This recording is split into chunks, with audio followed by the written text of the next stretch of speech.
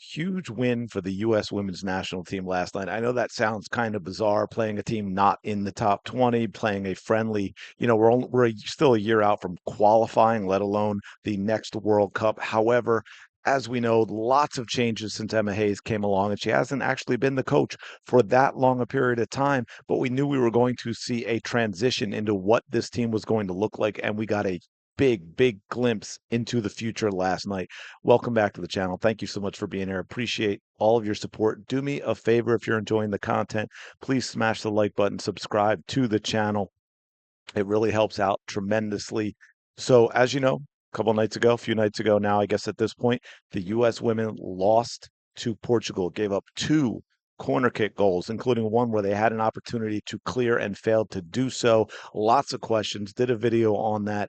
And what we didn't get to see was how those players would respond to a loss against the team outside the top 20. And by the way, the third loss in the calendar of the year. The team has never lost. This is wild. Never lost four games in a calendar year. We still have three more games for this team before the calendar year is up, before we roll into 2026. However, some of the things that were really awesome, what was awesome about this, I said the players didn't get to respond in terms of the players because we went with a completely different lineup. But this is what I really want to talk about because this is very exciting to me, someone who's been a longtime youth coach, to see this. Alex Morgan no longer around, obviously. Megan Rapinoe no longer around. Carly Lloyd no longer around. Kristen Press just retired officially, although it feels like she's been retired for a while. Lindsey Horan not playing. And so some of these players that are around still may not be factors when the next World Cup rolls around in 2027. They may be, I shouldn't say not be factors. They may not be starters playing the types of minutes that we're used to seeing them play. Listen to this. This is the starting lineup last night, folks.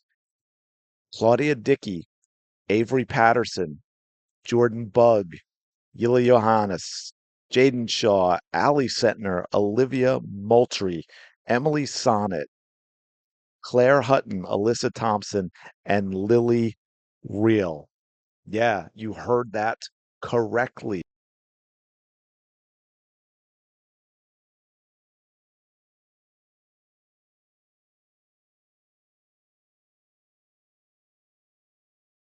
A look at the total of caps, and Emma Hayes said this after the game last night, which is absolutely wild. Emily Sonnet, more caps, 112, than the rest of the starters combined. Shaw with 28, Thompson 24, Sentner 13, Moultrie 10, Johannes 10, Hutton 8, Patterson 8, Bug 3, Real 3, Dickey 3. That is absolutely wild. There were 8 changes made to the lineup. And not only, but here's the other thing. This is what's really interesting. Not only are there these a lot of players with very few caps who went on and won this game. I mean, they scored 2 goals in the first 10 minutes. Portugal scored in the first 10 as well. And then we got a late goal by Sam Coffey off a corner kick, which was a fantastic flick. U.S. starting 11 average 19.2 caps. And again, if you take away Sonnet, it's far less than that. And then here's the cool thing. Average age of tonight's starting 11 is 21.7. Take away Sonnet, and it is 20.7. 3 teenagers started. Lily Johannes, Claire Hutton, and Jordan Bugg. And of course, we also have players like Olivia Moultrie, who just turned 20 last month. So this was really interesting to see. It was exciting to watch, I think, to see these young players. I mean, I think the midfield, do I have this right? The midfield was Shaw, Johannes, and Moultrie, right? If I'm correct. Yeah, and they're 20. Moultrie just turned 20. Jaden Shaw turned 20 this year. Lily Johannes is 18. She's the youngest player on the roster. So we had a lot of young players. This is the future that we are looking at. In fact, again, with the World Cup being not quite 2 years away, this may be what we see a lot of come then because players like Lindsey Horan And I only signal her out because she's been such a mainstay in the midfield. She obviously started in the last game against Portugal. We also have Sam Caulfield, though she's not that old, but it's very interesting as to what this is going to mean when it comes to the real thing, when it comes to the next World Cup, because we're only halfway through that cycle. You may see a lot of these players, a lot of these names, a lot of people don't really know are going to be the mainstay of the team that competes in the 2027 World Cup. These are going to be the players that you are going to watch. And there is a lot of competitiveness within this team, a lot of young talent going to be competing for spots. And I think it was, oh my gosh, who said it? Was it Jill Ellis that actually said it about talking about getting to that point where you just don't have a ton of players who get to 100 caps because you have a lot more depth? And I think that may be what we're seeing now.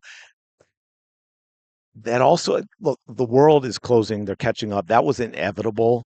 So when I talk about this depth, right, it's at a different, it's the depth to be able to continue to compete for a World Cup, not necessarily automatic where we say, well, at the very least, we should be making the finals. That is not going to be automatic anymore. But when you have the type of depth, because not only is that important at the time for the World Cup and important to be able to make tactical changes and all that, and someone gets hurt and someone else can step in, but you also now have that competitiveness in camp, which is huge for the US to have these players come into camp and having to earn a spot repeatedly and not be someone who establishes a starting position and they're going to be that player for the next 8, 10 years or whatever. I mean, where they're getting 100, 150 caps going forward. That may not happen. Now, you may see some players that pop up and they do get to that point, but it is not a given anymore. And it's a lot of fun to watch this team and see how they competed. And it's going to be interesting to see going forward what this means for the long term for the U.S. women's national team. But